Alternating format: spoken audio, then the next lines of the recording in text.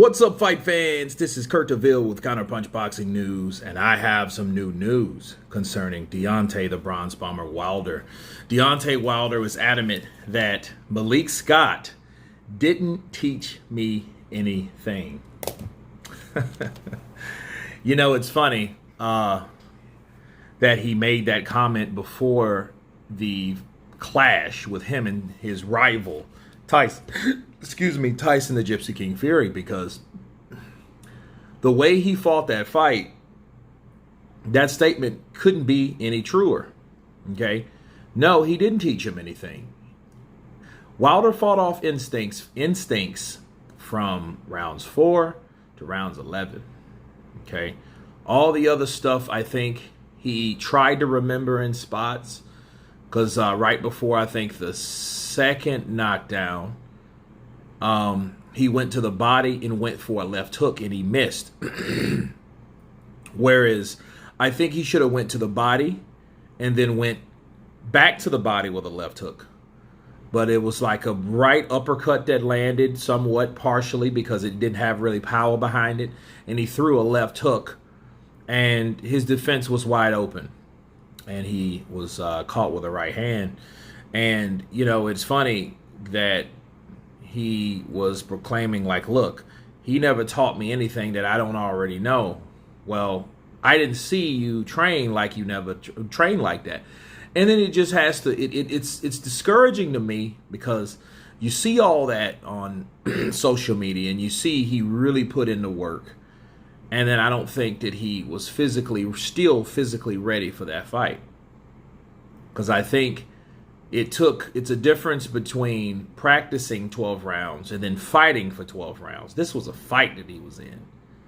And him saying that, you know, hey, he didn't teach me anything, I thought that was rather arrogant. But then looked at the way he was fighting, you had to look at it like, well, damn, what did he really teach you? Because you're not showing us anything that we haven't seen before. We've seen the same guy. It comes to mind because I watched a lot of movies in the 80s and the 90s. And it was a street fighting movie called Lionheart with Jean-Claude Van Damme in 1990 or 91. Okay? And it was a fight scene where he first went to New York. He got to New York. He met up with a black guy named Joshua, and Joshua introduced him to another guy that got him into the underground fighting circuit. Well, a fight was going on by a guy named Sonny, and then it was a black guy. And then Sonny was just beating the shit out this black dude with a little flat top. You know, it's the 80s, and so he had his flat top, and he was throwing the same combinations. Like, he was throwing a snap, he was throwing a front snap kick and a roundhouse. He would throw the same shit and keep getting hit with the same punches. He would move back and punch him and then left hook him, and then he would fall. One time he kicked him in the ass even, but he kept doing the same thing over and over, and I'm thinking like, dude, you're not even doing anything to try to mix it up.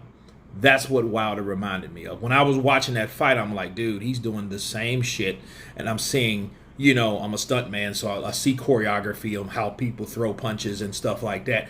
And it looked like the same shit over and over again. And I don't want to be and sound facetious, but it's like, yeah, Malik Scott didn't really teach him anything at all. So, shit, you have to do what? Approve that message. But anyway, I just wanted to share that with you guys because I thought it was kind of funny and humorous. And then, of course, you know, share a little backstory on what it reminded me of someone that was insane, that just did the same things, maybe because they instinctively knew to do that. But if it didn't help them, why keep doing it? However, you could argue that he caught him in the 4th round, and knowing Wilder's a guy like, hey, if I work really hard, I may catch him with that punch again, which he did catch him with right hands in that fight. It was just nothing behind it. If anybody would listen, if anybody wanted Wilder to improve, of Wilder fans, anybody that listens to this video, advise Wilder to drop the weight. He doesn't need it. It's unnecessary. And I think it was the hindrance of his performance overall. Maybe if he had more energy, he could remember what he worked on instead of the jab to the body, the jab to the body, the jab to the body, the jab then feint upstairs, the veteran move. It's the same punch or same punch sequence, the same combo that Sugar Shane caught with Floyd Mayweather.